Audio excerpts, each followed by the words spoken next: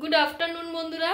দেখুন আমাদের বাড়িতে চলে এসেছে একটা গেস্ট। এই গেস্টটা হলো আমাদের বাড়ির গেস্ট প্লাস আমাদের বাড়ির টিচার।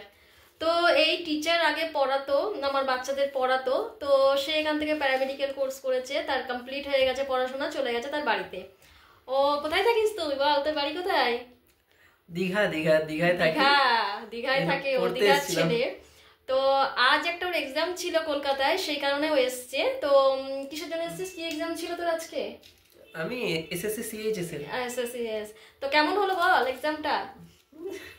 ঠিকঠাক। এবার নরমালাইজেশনের পরে কি স্কোর আছে দেখা যাক। কোশ্চেন একটু হার্ড হয়েছিল, বেসিক্যালি তো এই পড়াশোনা চালিয়ে যা, সবসময় তোর জন্য প্রে করি।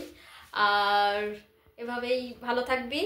আর এখানে এসেছে, আর বোনের অবস্থা দেখেন, যেহেতু মানে দাদাই বলে, যেহেতু দাদা এসছে কিছুক্ষণের জন্য, ও বলছে দাদা তোমার কাছে আমি পড়বো। তো দেখাচ্ছি, এখন দেখেন পড়া শুরু করে, যে পড়াচ্ছে, বনুকে পড়াচ্ছে। বনু আজকে পড়তে যায়নি, বনু বলছে আমি দাদার কাছেই পড়বো। তো বল কেমন লাগছে আন্টির সাথে দেখা করে? কেমন লাগছে বোনের সাথে দেখা হয়ে বল?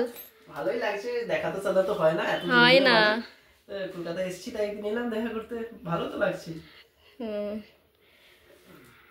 তো পড়ছে এখন, ও পড়াচ্ছে। আর এ টিচার হিসাবে খুবই ভালো, খুবই ভালো। ও সায়েন্সের টিচার, ও সব কিছুই করছে, নিজে পড়াশোনা করছে প্লাস পড়াশোনা করাচ্ছে। ওর কোচিংও আছে ওখানে। তোদের ওখানে যাবো দীঘায় কিন্তু। হ্যাঁ এসো না।